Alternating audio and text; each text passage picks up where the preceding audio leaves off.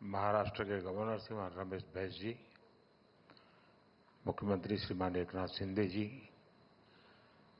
उप मुख्यमंत्री भाई देवेंद्र फडणवीस जी, Ajit Dada Pawar ji, Indian newspaper society के प्रेसिडेंट भाई राकेश शर्मा जी, सभी वरिष्ठ महानुभाव, देवी और सज्जनों, सबसे पहले मैं इंडियन न्यूज़पेपर सोसाइटी के सभी सदस्यों को बहुत बहुत बधाई देता हूं। आज आप सभी को मुंबई में एक विशाल और आधुनिक भवन मिला है। मैं आशा करता हूं कि इस नए भवन से आपके कामकाज का जो विस्तार होगा, आपकी जो ईज ऑफ वर्किंग बढ़ेगी, उससे हमारे लोकतंत्र को भी और मजबूती मिलेगी। इंडियन न्यूज़पेपर सोसाइटी तो आजादी के पहले से अस्तित्व में आने वाली संस्थाओं में से एक है और इसलिए आप सबने देश की यात्रा के हर उतार चढ़ाव को भी बहुत बारीकी से देखा है, उसे जिया भी है और जन सामान्य को बताया भी है। इसलिए एक संगठन के रूप में आपका काम जितना प्रभावी बनेगा, देश को उसका उतना ही ज्यादा लाभ मिलेगा। साथियों, मीडिया केवल देश के हालातों का मुख्य दर्शक भर नहीं होता। मीडिया के आप सभी लोग हालातों को बदलने में, देश को दिशा देने में एक अहम रोल निभाते हैं।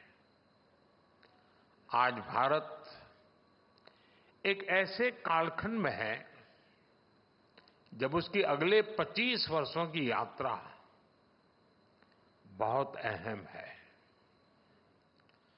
इन 25 वर्षों में भारत विकसित बने, इसके लिए पत्र पत्रिकाओं की भूमिका भी उतनी ही बड़ी है।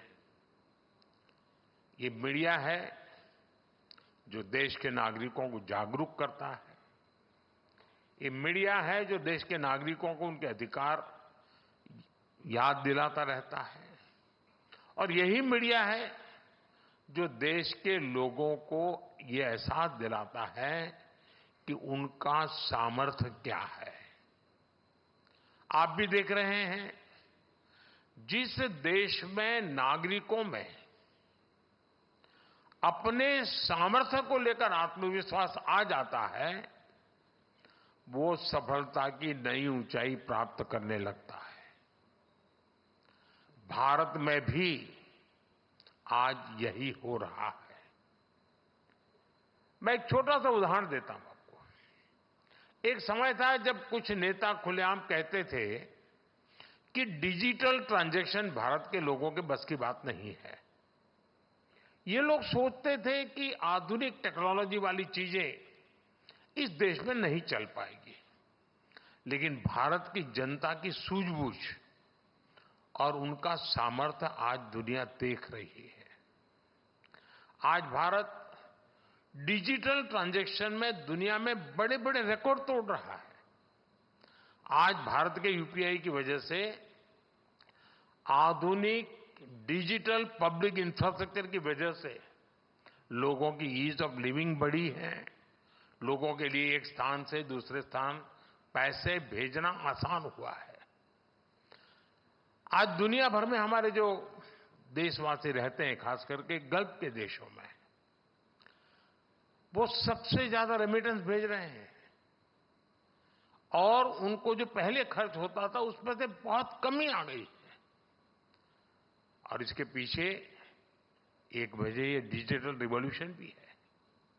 दुनिया के बड़े बड़े देश हमसे टेक्नोलॉजी और हमारे इंप्लीमेंटेशन मॉडल को जानना समझने का प्रयास कर रहे हैं। ये इतनी बड़ी सफलता सिर्फ सरकार की है ऐसा नहीं है। इस सफलता में आप सभी मीडिया के लोगों की भी सहभागिता है और इसलिए ही आप सब बधाई के भी पात्र हैं। साथियों, मीडिया की स्वाभाविक भूमिका होती है डिस्कोर्स क्रिएट करना, गंभीर विषयों पर चर्चाओं को बल देना। लेकिन मीडिया के डिस्कोर्स के दिशा में कई बार सरकार की नीतियों की दिशा पर निर्भर होती है। आप जानते हैं, सरकारों में हमेशा हर कामकाज के पीछे अच्छा है बुरा है, लेकिन वोट का गुणा भाग उसकी आदत लगी ही रहती है। हमने आकर के इस सोच को बदला है। आपको याद होगा, हमारे देश में दशकों पहले बैंकों का राष्ट्रीयकरण किया गया था, लेकिन उसके बाद की सच्चाई ये थी कि 2014 तक देश में 40-50 करोड़ गरीब ऐसे थे जिनका बैंक अकाउंट तक नहीं था। अब जब राष्ट्रीयकरण हुआ तब जो बातें कही गई और 2014 में जो देखा गया, यानी आधा देश बैंकिंग सिस्टम से बाहर था।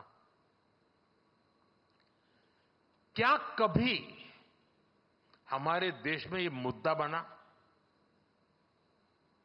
लेकिन हमने जनधन योजना को एक मूवमेंट के तौर पर लिया। हमने करीब 50 करोड़ लोगों को बैंकिंग सिस्टम से जोड़ा। डिजिटल इंडिया और भ्रष्टाचार विरोधी प्रयासों में यही काम हमारा सबसे बड़ा माध्यम बना है। इसी तरह स्वच्छता अभियान, startup India, stand up India जैसे अभियानों को अगर हम देखेंगे, ये वोट बैंक पॉलिटिक्स में कहीं फिट नहीं होते थे। लेकिन बदलते हुए भारत में देश के मीडिया ने इन्हें देश के नेशनल डिस्कोर्स का हिस्सा बनाया। जो स्टार्टअप शब्द 2014 के पहले ज्यादातर लोग जानते भी नहीं थे, उन्हें मीडिया की चर्चाओं ने ही घर घर तक पहुंचा दिया है। साथियों, आप मीडिया के दिग्गज हैं, बहुत अनुभवी हैं। आपके निर्णय देश के मीडिया को भी दिशा देते हैं। इसलिए आज के इस कार्यक्रम में मेरे आपसे कुछ आग्रह भी हैं।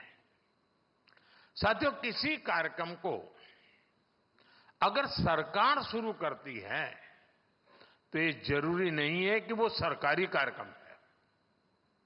सरकार किसी विचार पर बल देती है तो जरूरी नहीं है कि वो सिर्फ सरकार का ही विचार है। जैसे कि देश ने अमृत महोत्सव मनाया, देश ने हर घर तिरंगा अभियान चलाया। सरकार ने इसकी शुरुआत जरूर की, लेकिन इसको पूरे देश ने अपनाया और आगे बढ़ाया। इसी तरह आज देश पर्यावरण पर इतना जोर दे रहा है, ये राजनीति से हटकर मानवता के भविष्य का विषय है। जैसे कि अभी एक पेड़ मां के नाम ये अभियान शुरू हुआ है। भारत के इस अभियान की दुनिया में भी चर्चा शुरू हो गई है। मैं अभी G7 में गया था, जब मैंने इस विषय को रखा तो उनके लिए बड़ी उत्सुकता थी, तो हर एक को अपनी मां का प्रति एक रहता है कि उसको लगता है ये बहुत क्लिक कर जाएगा। हर कोई कह रहा था। देश के ज्यादा से ज्यादा मीडिया हाउस अगर इससे जुड़ेंगे तो आने वाली पीढ़ियों का बहुत लाभ होगा। मेरा आग्रह है, ऐसे हर प्रयास को आप देश का प्रयास मानकर उसे आगे बढ़ाएं। ये सरकार का प्रयास नहीं है, देश का है। इस साल हम संविधान का 75वां वर्ष भी मना रहे हैं। संविधान के प्रति नागरिकों में कर्तव्य बोध बढ़े, उनमें जागरूकता बढ़े, इसमें आप सभी की बहुत बड़ी भूमिका हो सकती है। साथियों, एक विषय है टूरिज्म से जुड़ा हुआ भी। टूरिज्म सिर्फ सरकार की नीतियों से नहीं बढ़ता है।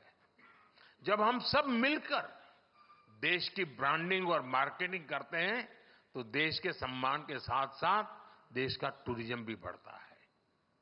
देश में टूरिज्म बढ़ाने के लिए आप लोग अपने तरीके निकाल सकते हैं। अब जैसे मान लीजिए महाराष्ट्र के सभी अखबार मिलकर के तय करें कि भाई हम सितंबर महीने में बंगाल के टूरिज्म को प्रमोट करेंगे अपनी तरफ से। तो जब महाराष्ट्र के लोग चारों अखबारों में हर तरफ बंगाल बंगाल देखें तो उनको करेगा यार इस बार बंगाल जाने का कार्यक्रम बनाए तो बंगाल का टूरिज्म बढ़ेगा। मान लीजिए आप 3 महीने के बाद तय करेंगे भाई हम तमिलनाडु की सारी चीजों पर सब मिल करके एक ये करेंगे एक दूसरा करे, ऐसा नहीं, तमिलनाडु फोकस करेंगे। आप देखिए एकदम से महाराष्ट्र के लोग टूर में जाने वाले होंगे तो तमिलनाडु की तरफ जाएंगे। देश के टूरिज्म को बढ़ाने का एक तरीका, और जब आप ऐसा करेंगे तो उन राज्यों में भी महाराष्ट्र के लिए ऐसे ही कैंपेन शुरू होंगे जिसका लाभ महाराष्ट्र को मिलेगा। इससे राज्यों में एक दूसरे के प्रति आकर्षण बढ़ेगा, जिज्ञासा बढ़ेगी, और आखिरकार इसका फायदा जिस राज्य में आप ये इनिशिएटिव ले रहे हैं और बिना कोई एक्स्ट्रा प्रयास किए बिना आराम से होने वाला काम है। साथियों, आप सभी से मेरा आग्रह अपनी ग्लोबल प्रेजेंस बढ़ाने को लेकर भी है। हमें सोचना होगा दुनिया में हम नहीं है as far as media is concerned. हम 140 करोड़ लोग के देश हैं। इतना बड़ा देश, इतना सामर्थ्य और संभावनाएं, और बहुत ही कम समय में हम भारत को 3rd लार्जेस्ट इकोनॉमी होते देखने वाले हैं। अगर भारत की सफलताएं दुनिया के कोने कोने तक पहुंचाने का दायित्व भी आप बहुत बखूबी निभा सकते हैं। आप जानते हैं कि विदेशों में राष्ट्र की छवि का प्रभाव सीधे उसकी इकोनॉमी और ग्रोथ पर पड़ता है। आज आप देखिए विदेशों में भारतीय मूल के लोगों का कद बढ़ा है, विश्वसनीयता बढ़ी है, सम्मान बढ़ा है, क्योंकि विश्व में भारत की साख बढ़ी है। भारत भी वैश्विक प्रगति में कहीं ज्यादा योगदान दे पा रहा है।